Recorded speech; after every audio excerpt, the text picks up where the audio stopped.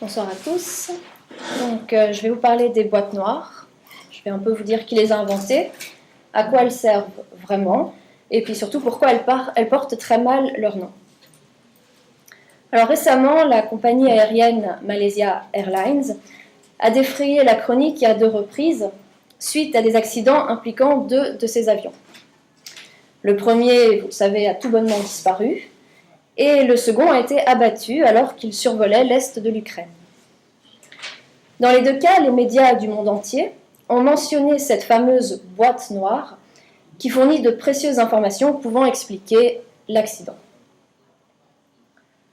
Donc, après avoir lu tous ces articles, je me suis demandé quel était vraiment le rôle des boîtes noires et surtout pourquoi est-ce qu'on les appelait ainsi. Aujourd'hui, il faut savoir que les boîtes noires sont obligatoires à bord de tous les vols commerciaux et qu'elles permettent d'expliquer la cause de 9 accidents sur 10, ce qui explique pourquoi on recherche avec tant d'acharnement la boîte noire du vol MH370 disparue au mois de mars. Mais avant toute chose, comme je vous l'ai dit, j'aimerais qu'on remonte un peu dans le temps, et plus précisément en 1939, pour savoir un peu qui est l'inventeur à l'origine de cet objet. Alors, il s'agit d'un ingénieur français qui s'appelle François Hussenot et qui, assez paradoxalement, est décédé dans un crash. À l'époque, son invention s'appelait l'usénographe. Son prototype de boîte noire a marqué un tournant, car avant son invention, il fallait piloter l'avion d'une main, noter toutes les informations du vol de l'autre, et le tout sur du papier, donc c'était irrécupérable en cas d'accident. Nous sommes alors à la veille de la Seconde Guerre mondiale, et son invention sera peaufinée par un Australien qui s'appelle David Warren, et qui a donné naissance aux boîtes noires telles qu'on les connaît aujourd'hui. Donc ça, c'était pour l'histoire. Maintenant, j'aimerais qu'on s'intéresse un petit peu à ce que sont vraiment les boîtes noires, concrètement, à quoi elles servent. Alors tout d'abord, je vous l'ai dit au début du discours, on parle de boîtes noires, mais ce ne sont pas vraiment des boîtes, et elles ne sont pas vraiment noires. Donc elles portent très mal leur nom. En fait, il s'agit de 2 dispositifs, l'un consacré au son, et l'autre aux données du vol. Ces 2 dispositifs sont placés dans la queue de l'avion, qui est la partie la plus épargnée en cas d'impact.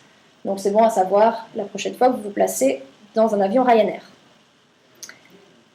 Les boîtes noires peuvent prendre des formes très différentes. Il y a des boîtes noires en forme de cône, en forme de sphère ou autre. Et le seul critère est qu'elles soient assez volumineuses pour être retrouvées dans les décombres en cas d'accident. Parlons maintenant de la couleur. Je vous l'ai dit, les boîtes noires ne sont pas noires, elles sont oranges, voire rouges dans certains cas. La raison est très simple, elles doivent être faciles à repérer en cas d'accident. En fait, si on les appelle boîtes noires, je ne vais pas rentrer dans les détails, mais c'est parce que ce dispositif, auparavant, fonctionnait comme un appareil photo, et il fallait que l'intérieur soit plongé dans l'obscurité pour qu'il fonctionne.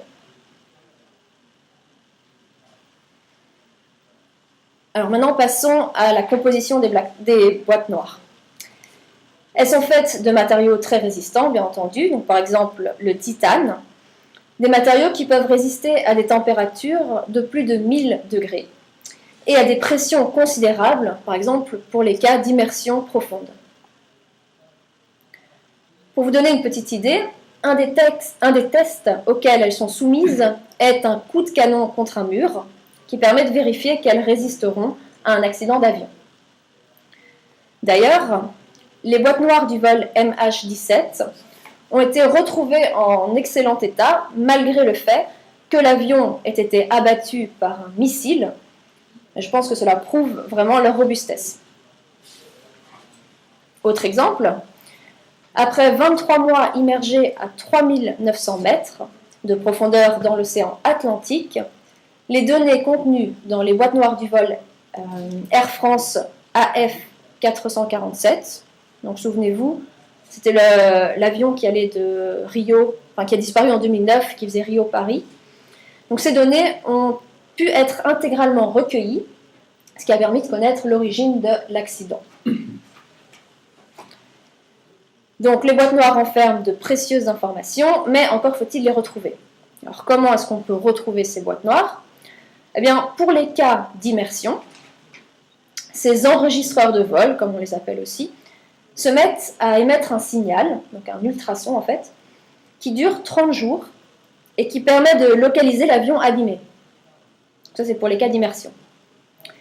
Quand on les a retrouvés, ce qui est souvent le cas quand même, les boîtes noires permettent alors de connaître la trajectoire de l'avion, son altitude, sa vitesse, mais permettent aussi d'entendre toutes les conversations du cockpit, les communications radio, etc. Donc tout ce qui a précédé l'accident. C'est ainsi qu'on peut découvrir ce qui s'est passé et découvrir l'origine de l'accident. Donc vous l'aurez compris, les boîtes noires sont devenues indispensables avec l'explosion du nombre de vols commerciaux. Et pourtant, aujourd'hui, certains décrient ce système. Ils disent que c'est un système archaïque et qu'il faudrait émettre toutes ces données de vol en ligne afin de connaître en temps réel les conditions de vol. Et ça éviterait par exemple de devoir attendre de retrouver les boîtes noires pour connaître le fin mot de l'histoire en cas d'accident.